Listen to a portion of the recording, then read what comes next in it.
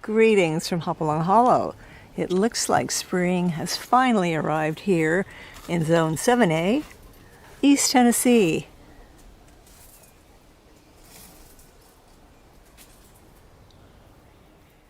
Okay, before we move on to a garden space, I wanted to show you the roots that we put in the last video. We planted these roots and they're doing really well. The astilbe is just beautiful. The dahlias are starting to come up. We got the phlox. I'm not ready to put these in the garden yet. I'm going to let them get a little bit bigger. Okay, let's check out these seed rolls or these seed snails that we did a couple weeks ago. I would give you an honest assessment of this. I would say that a half of them did very well. The other half did very poorly.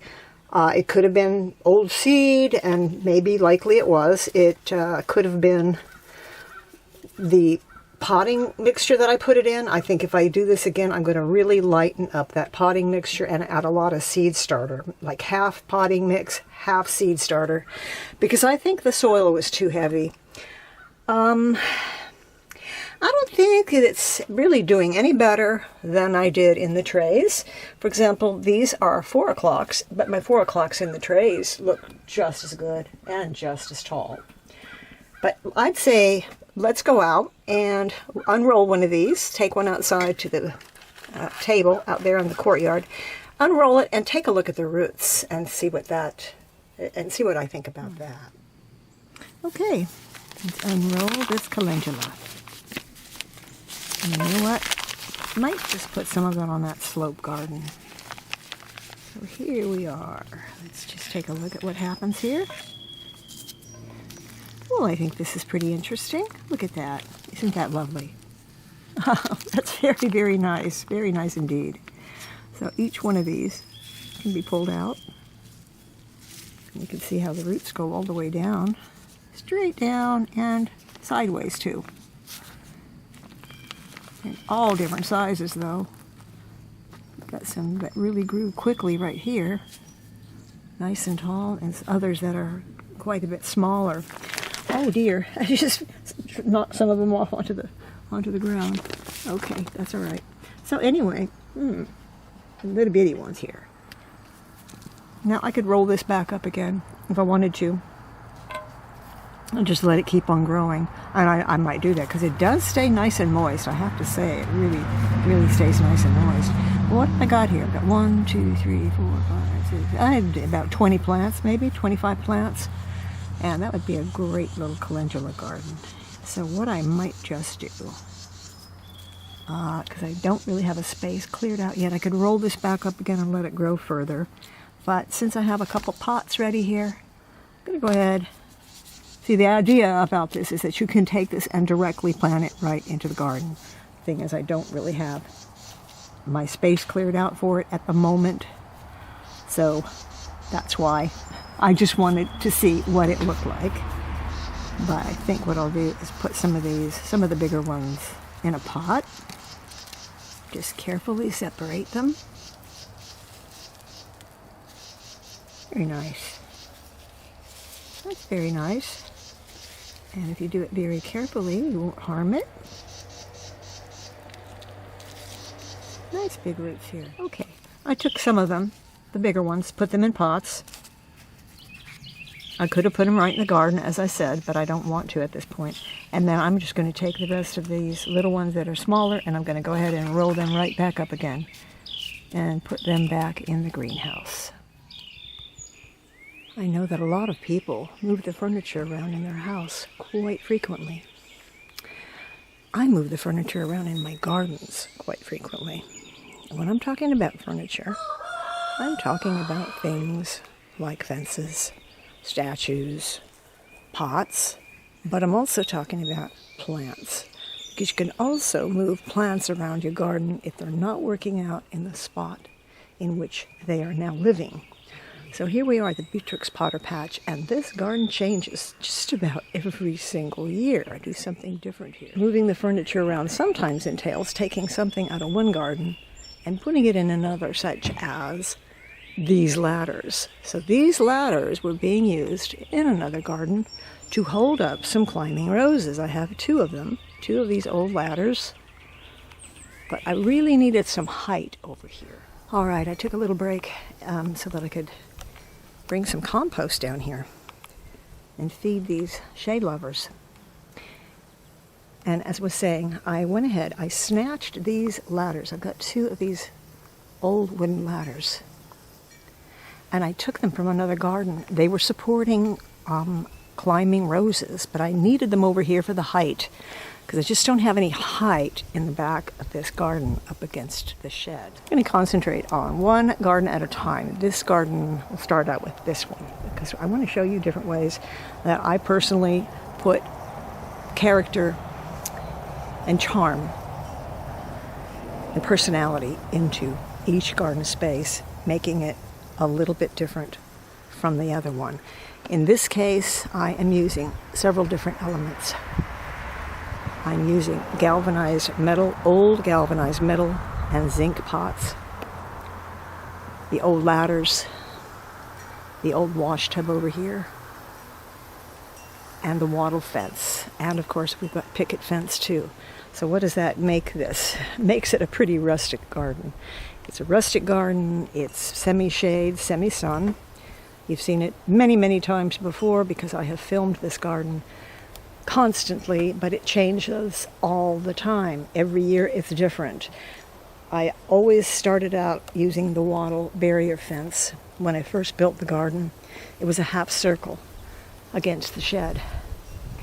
And then I expanded the garden last year and added another third of garden space for shade plants. Last year I didn't use the wattle, I used brick, a brick liner, but I went back to the wattle because I just prefer it. But it gives this garden an old-fashioned look. All the plants are antique plants. They are old-fashioned garden phlox, peonies, dahlias, daisies, creeping phlox, astilbes, astrantia. Oh, I don't know what all is in here. And a lot of ground cover, which I want to talk about ground cover because I have a sort of a love-hate relationship with some of these ground covers. And we've talked about living mulch many times before. And I'm always concentrating on the wild violets because they are a fantastic living mulch. They're beautiful plants. They grow in bunches. If you have too many, they're easy to pull up. But one of the plants that isn't so easy to pull up, but is a very consistent plant in all my gardens, and that is creeping jenny. Now, I was considering creeping jenny a total weed for many years, but I decided to quit fighting it because it stays low to the ground. It's very beautiful. It's kind of a chartreuse green, and it just travels and runs along the ground, and it blocks out the unpleasant weeds that you don't want. Another ground cover, which many consider a weed, is this variegated ground ivy right here. Now, I don't mind the variegated one. I think it really adds a lot of personality to the garden when most of the plants have a different color of green, such as this peony, and then you see the sort of a beige and pale grayish green color of these ground ivy leaves. I think it adds a lot to the garden. And so they aren't that invasive, not like the other solid green ground ivy. They are pretty good. Now, one that I simply can't tolerate, and I talk about it all the time, is Creeping Charlie. And you have to wonder, why do we hate Creeping Charlie so much? Because it really is a pretty plant. It looks a lot like catmint, let's face it. It's got little purple flowers, it's got beautiful little leaves, and it smells nice. The problem is, it just takes over. It takes over everything. It entwines itself throughout all the plants so that you can't even see them. And that's why I really don't mind the creeping jenny, because the creeping jenny does not do that. It stays close to the ground, keeps the ground moist, and in my opinion, does make a pretty good living mulch.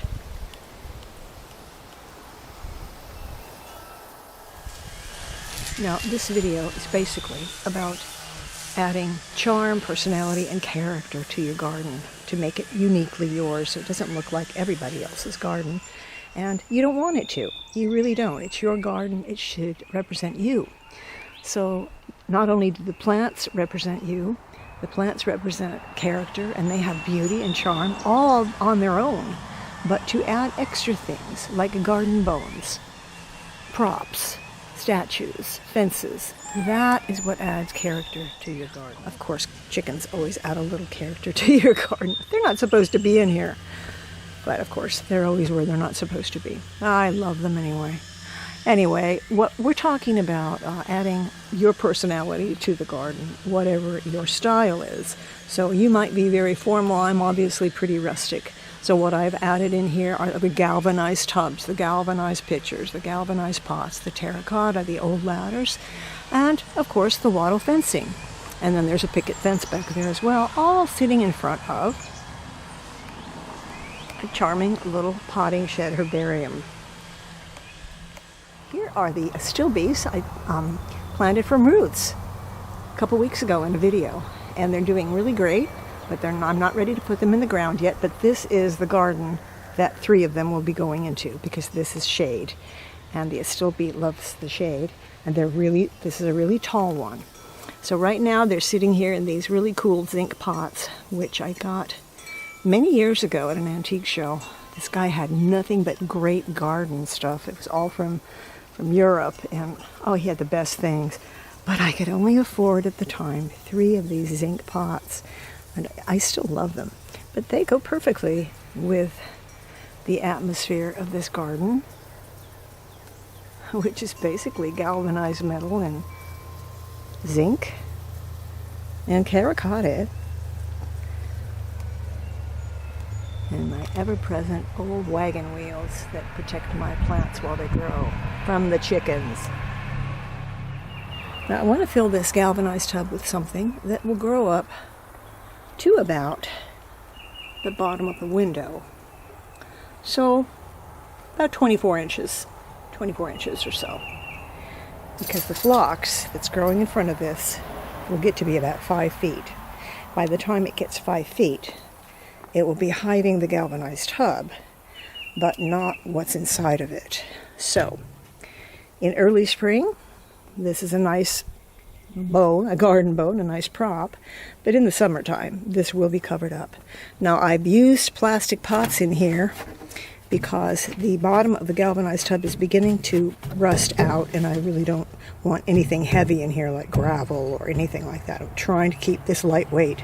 So inside of my pots, I put other pots that I've crunched up, so I don't have to put gravel in here for drainage, and I don't have to use as much soil, because the plant that I'm putting here is going to be a plant that's free because it grows in the sidewalks. I'm just going to go get them. And they are oxeye daisies. You can see that my transplants are feeling a little bit sorry for themselves because they just got moved out of the hot, hot sun, and now they're in a completely different atmosphere. But in about a week, they'll be doing great. They'll be nice and bushy, straight and tall, and they'll grow to be about 24 to 30 inches tall, probably right up to the edge of that window. And they will make a nice backdrop for this tall phlox when it begins to bloom. Now you see a lot of empty spaces here, which is fine. You don't have to have every inch of your garden filled up. But back here, it is very empty, and I do need some really tall things to fill in some of these spots. So I'm going to go scavenging for plants. Just free plants, free furniture. I'm going to go looking around on the sidewalks for free furniture. And I know I'll find something that will fit just perfectly in these spots. So walking around the yard looking for some other plants, or I should say furniture, that I can move from one spot to another, I found this wonderful patch of bee balm, volunteer bee balm, that grew in this raised bed. This had spinach in it last year. Now it's nothing but straw. And bee balm. This must have blown over from a bee balm up there, a little higher up the slope. And this is going to be perfect for my needs. So this bit of furniture I'm going to move into the Beatrix Potter patch. This will be about 40 inches tall, 40 to 48 inches tall, and I believe this is kind of a pale lavender bee balm. Well, that dug out really nicely. I got a great big chunk here. It's going to go right here up against the wall, but not blocking the ladder. just right here in this spot. And you may wonder, why is these spots, why are they so empty? Why is there nothing here? Well, because usually this is where I put annual seed, like zinnias, cosmos, larkspur, things that are really tall. And they don't come back, obviously. And they might drop seed, but my chickens always get that seed. So I have to start afresh every year. This time, however, the bee balm is a perennial and it will come back. So I think I have enough here to put it on both sides, next to each ladder. So the thing is, when you are moving the furniture, the plants, the props, the ladders, the pots, the fences, when you're moving those things into one garden and you're concentrating them into another, I guess the trick is don't overdo it. Don't put so much in that you have more prop than you have plant. So the props should basically just enhance your garden, not take over the whole place. So try to keep them at a minimum and just use them to create a particular mood and character to the garden. But obviously, the plants, they're the star of the show. Pretty time of the day, I must say. Hi, Stella. Are you hungry? All right, let's go get you a bite. All right, I think this garden we're pretty much done with for now. I will want to think about what seeds I want to plant back there, and we might go through a couple of seed packets to decide what to put there in the back. So this is the garden that we're starting out with. We're going to go to 3 different garden areas. This is the Beatrix Potter Patch. This is our garden number 1. And like I said, the personality in this garden is definitely an old-fashioned, a rustic country garden. The next garden we're going into is the one from which I stole the ladders, because now I have to come up with a plan to prop up my roses, which are lying on the ground. And we've got to fix that, and we've got to see what we can do in that garden as well. And I think we'll have ourselves a nice cup of iced tea while we're at it. Now, as a continuation for that Beatrix Potter Patch, we've put in that bee balm. We've got all kinds of other plants growing. I'm going to be putting in some of the roots that are coming up on the porch. I'm going to put some of those in. But that big wash tub bin, after those daisies bloom, I'll have to cut them way down, and I want something to be coming up behind them. So I found these zinnias, which are pot varieties, so they're a lot shorter than normal zinnias. And also, this is a dwarf cosmos. I thought the seed would be really good in that wash tub as well, alongside those daisies, so that when the daisies are gone and they're not blooming anymore, I'll cut them way down, and these will start coming up. So these only go 24 inches tall. And these Envy zinnias, which are so easy to grow, they get 24 to 36 inches tall. So they're not nearly as tall as normal zinnias, which should do great in a pot. You might want to give these a try yourself. So these would be great for those of you that garden in pots. Also, I am drinking tea today. It's actually iced tea, and I still drink my iced tea in a regular cup. This is Harney & Sons Tower of London. It's a strong black tea, and the reason I had to show this to you is because one of my subscribers commented the other day that she missed me drinking my tea at the end of a video. So don't worry, I'm still drinking tea. This is iced tea. It has ice in it, and it's absolutely good as it can be. Okay, these are the 2 roses from which I snatched those 2 ladders. Now they don't have any support, so I need to give them something to climb. The one in the back, I'm going to train that to climb the crepe myrtle tree that is right next to it. But this one right here needs to come this way. So I put in a cedar post adjacent to another cedar post, which was already here because it holds up some paneling for tomatoes along the edge there. And then I put this really ugly cattle panel going in an arch above it. So we're going to have to try to camouflage that in some way so it's not quite so unattractive. Even though when the roses start growing over it, it will definitely be hidden and it'll be probably quite pretty. But I'll just see if I can do a few things to it to make it a little bit better. All right, so here we are. We've got a nice little arch here. It was pretty simple to do. I just took some nice green branches and wove them in and out of the cattle panel to hide it, basically. It's a little lopsided, but that's okay because on this side, this rose is growing a lot more thickly than the rose coming up on the other side. But they will eventually fill in, and then this will be a little more in sync. But that's all I needed for now to hold these roses in place. Now here underneath the roses is another example of some ground cover, or as we could call it, the living mulch. And this is the creeping Jenny right here. And it's doing a beautiful job just hugging the ground, along with some yarrow, which is also seeming to turn into a ground cover. And here, a wild violet, which will pretty much spread. That's cleared out because I put that rose in.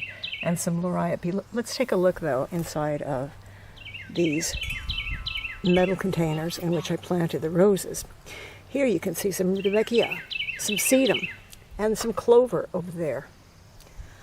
On that side, I've got a little short sedum. I've got some kind of little plant that came in from, I think it came in from the woods, or the meadow. It bloomed last year, and it was very, very pretty.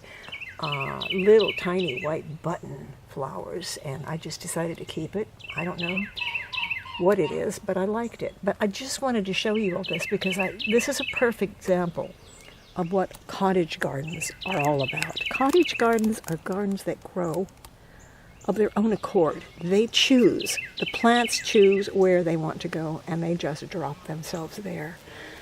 And sometimes it's a little chaotic, it seems a little confused. It's not planned. It is planned not by you, it's planned by the plants themselves. They decide where to grow, and then you just let them do what they want. And they seem to know exactly the right spot in which they will look stunning, and their neighbors will be perfect companions. And really, I think that's where people get confused about cottage gardening.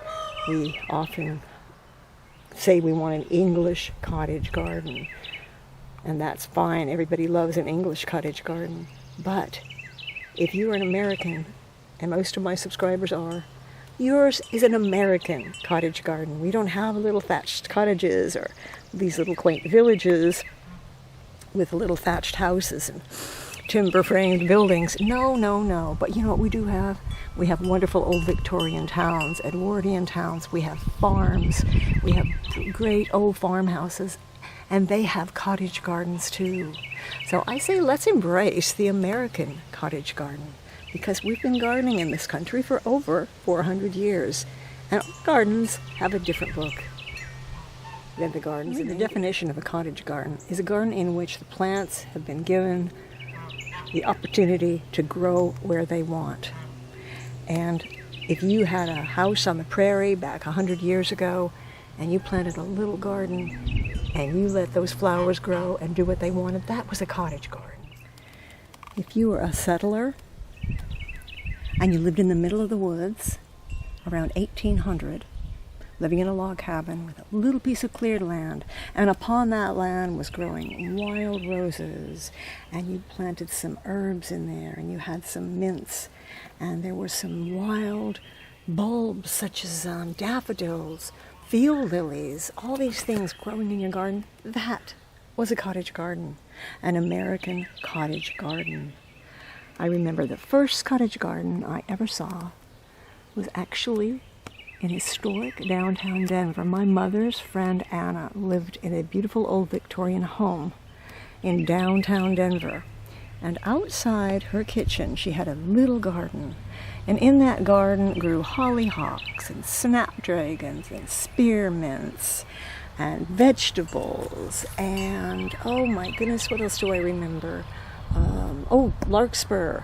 All those things were growing in this little garden space, and they weren't, in any particular configuration. They were just growing in there wildly together. That was an American cottage garden, and I still remember it to this day. I also remember that she grew African violets in her windowsill. So let's take a little bit of pride in our American heritage in gardening, because we definitely have one here.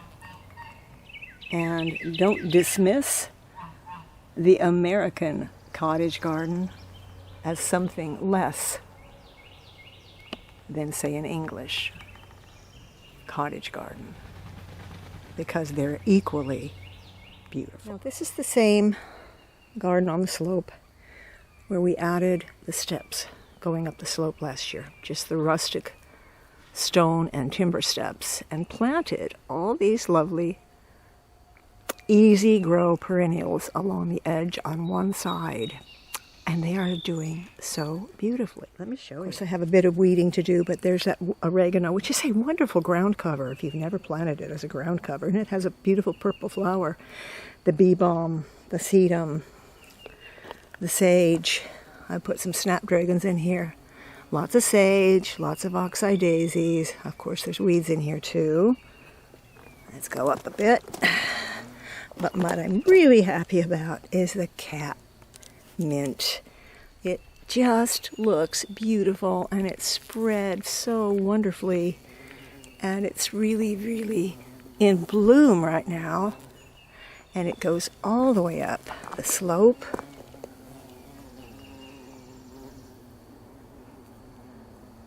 So nicely. It'll bloom for a while, and then I'll probably, when it stops blooming, I'll cut it down a bit, and all these plants around it will start rising up, like the bee balm and the daisies. And I think there's some Augustache in here. What else?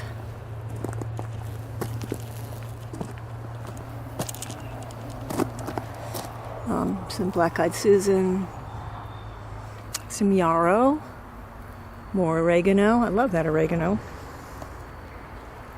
And it's such a beautiful look that I am tempted to do the same thing on the other side, right here, where I planted grass, which is just pitiful, pitiful, pitiful. Look at that. Pitiful grass, pitiful. So I might just do the same thing on this side as I did here. Well, this is day 2 after filming this side. I went ahead and I redecorated on the other side of the steps and dug up all the dead grass, all the nasty weeds, and lined it with some snatched rock from another garden that I didn't need there anymore. Lined it with that stone, and this will be ready to plant with the same plants that are growing over here. I'm just going to let them make some babies for me and probably transplant them as the season goes by. In the meantime, I've just covered it in some compost to liven it up a little bit, because it is really, really bad soil. But like I said, these plants, they seem to thrive in this really pathetic, dry, unnutritious soil, but they like it. So looking at this slope bed from another angle, it's really, really quite beautiful. And the lovely thing about it, it's an easy care slope. It's so easy because everything here is perennial. So it's going to come back year after year. Drop seed as well. And it's very dry. And this is a very hot, dry section. And the soil is pretty deserty, really.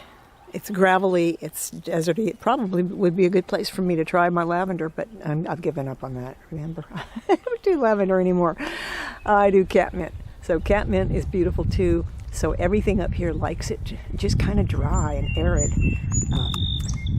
The daisies, the catmints, the oregano, the sages, the sedum, the bee balm, they all like it dry and hot.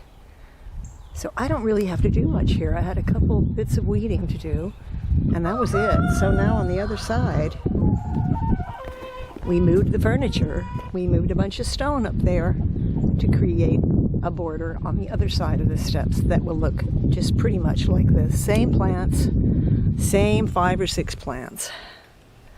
Also, I'm going to do some globe thistle up here.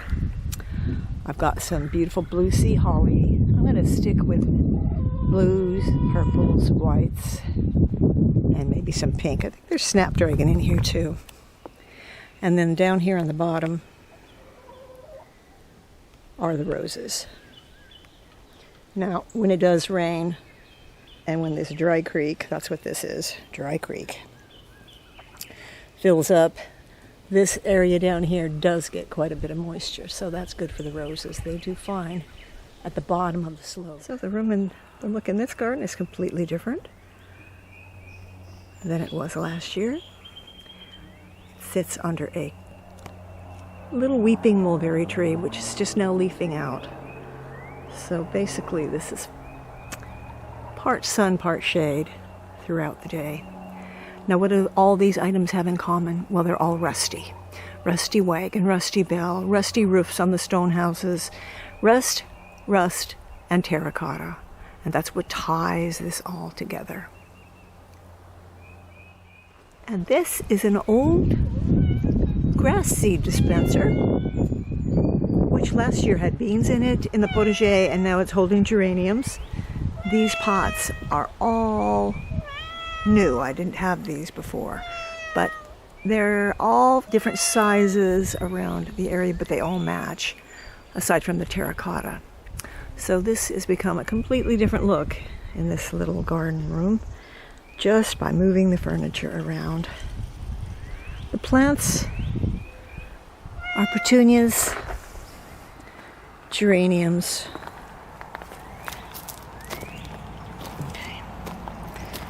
plants are candy tuft, violas, violets, hydrangea, phloxes. I've got some pink primrose in here, evening primrose, and this is a really beautiful petunia. What do they call this? Supertunia? Something like that. More little phloxes and little pink primroses. So the look in this garden, it's more a garden room, is completely different than last year.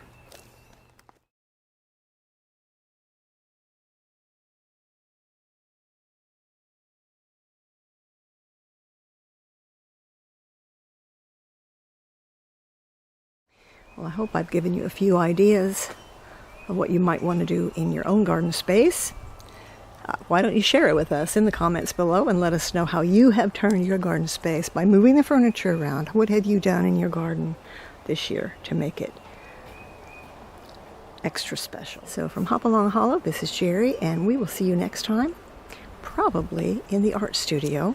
We have been working on that barn, but we still have a ways to go.